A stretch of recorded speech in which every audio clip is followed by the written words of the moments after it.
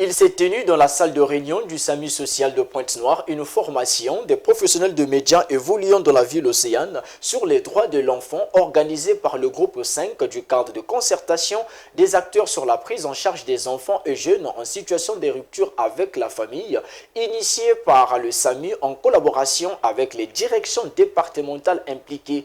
Une sensibilisation animée par Jessica Mamouni, procureure de la République près le tribunal pour enfants de Pointe-Noire.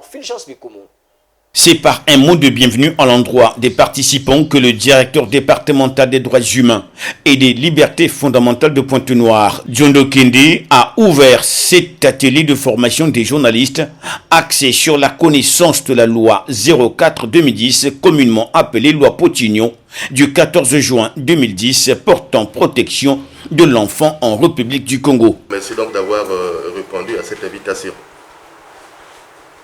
À cet effet, nous sommes donc très heureux de vous compter parmi nous à cette activité consacrée à la vulgarisation de la loi 04-2010 du 14 juin 2010 portant protection de l'enfant en République du Congo.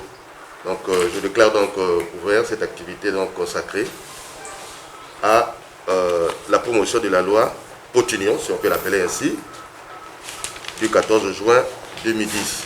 L'objectif de cette formation est de faire de la presse de Pointe-Noire le porte-étendard de cette loi en la vulgarisant à travers les différents contenus que présenteraient les différentes grilles de programme des chaînes de la place.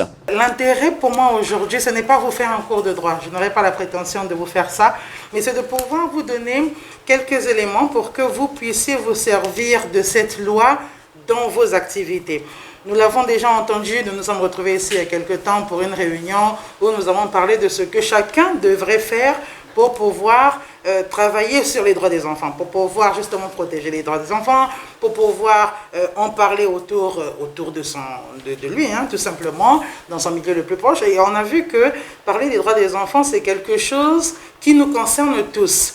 Nous, magistrats, nous avons notre part à faire, les droits humains ont leur part à faire, mais vous, médias, vous avez une grande part à faire et l'intérêt aujourd'hui, c'est que vous puissiez vous en rendre compte. Parce que dans vos programmes, dans la façon même dont vous allez mener certaines interviews, c'est bien d'avoir ces éléments-là et de pouvoir les utiliser. C'est vraiment ça que nous espérons pour que plus de personnes soient touchées. Vous savez, là, on fait une réunion, nous ne sommes pas très nombreux, mais par vos canaux différents, plus de personnes vont être touchées et comme ça, on pourra avoir une amélioration justement dans le traitement des enfants. Plusieurs articles de droits et de devoirs de l'enfant ont été donc la plaque tournante de cette formation sous fond d'échange entre l'experte et les journalistes et où les rôles ont même été échangés pour la circonstance, c'est-à-dire la procureure de la République près le tribunal pour enfants pose les questions